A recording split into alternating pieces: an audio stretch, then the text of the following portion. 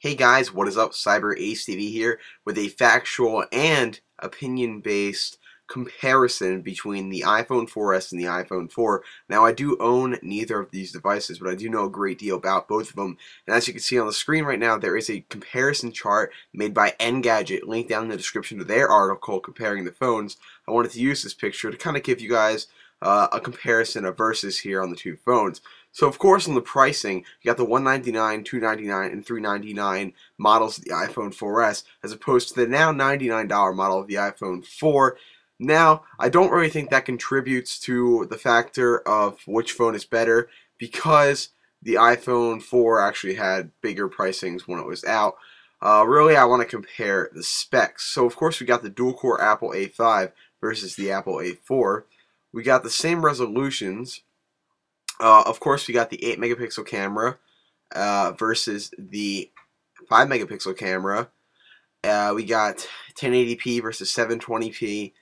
We got hybrid GSM and CDMA world phone plus Bluetooth 4.0 versus quad band GSM pentaband HSPA. Plus, we know that there's two different models of the phones for CDMA and stuff like that.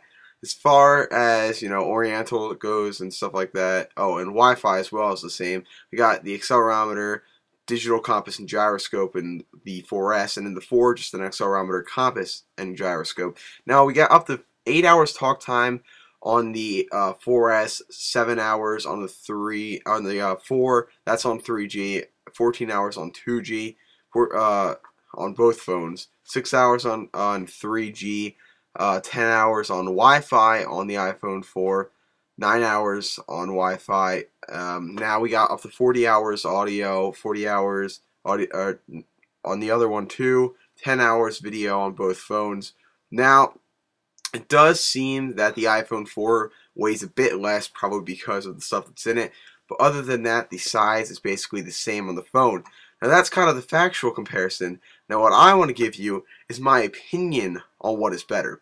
Now in my opinion, of course, the iPhone 4S is a tweaked version of the iPhone 4. So obviously it's better, but the real question is, should you upgrade now? And in my opinion is, unless you know what you're doing, no.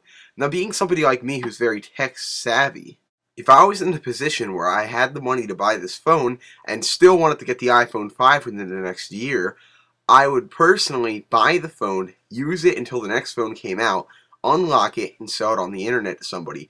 Now, iPhones that are unlocked usually sell for a very reasonably good price.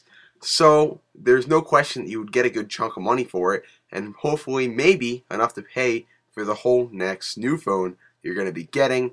But can't really promise that. Now, we all know the contracts last 2 years, so the question is, if you have an iPhone 4 now, do you really want to get that iPhone 4S and risk the fact of still being locked into a contract when some kind of new redesign comes out next year?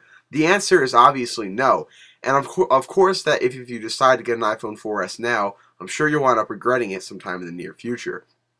However, like I said, if you do know what you're doing, you could always sell the phone in a year from now or whatever, and you'd be okay. Especially if you were to do something like get a Best Buy buyback plan. If you had no luck selling it online, within a year they will sell you back the phone for at least probably half of what the phone's actual value is. And we're not talking about contractual values here. We're talking if it's a $600 unlocked phone, they'll give you $300 if you return it within a year.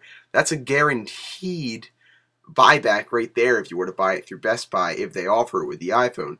So, if you know what you're doing and you really want to upgrade, go right ahead, and maybe in a year from now you could sell your iPhone and then go and get maybe an early upgrade. Maybe they'll give you a discount for that, whatever carrier you're on.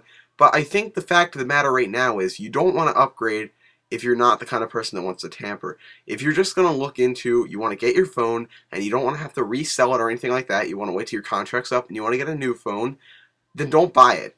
Stick with your iPhone 4 for another year, or stick with another phone that you use, and go ahead and get that iPhone 5 when it comes out. I can tell you that you won't regret waiting in the long run. It might be a little while, but it might save you some money in the end and a little bit less complication. If you're fine with your iPhone 4, you don't have to make the slight upgrade. Wait to the big one. And that's my opinion, and that is kind of a versus here. iPhone 4S is better, but it still might be worth the wait.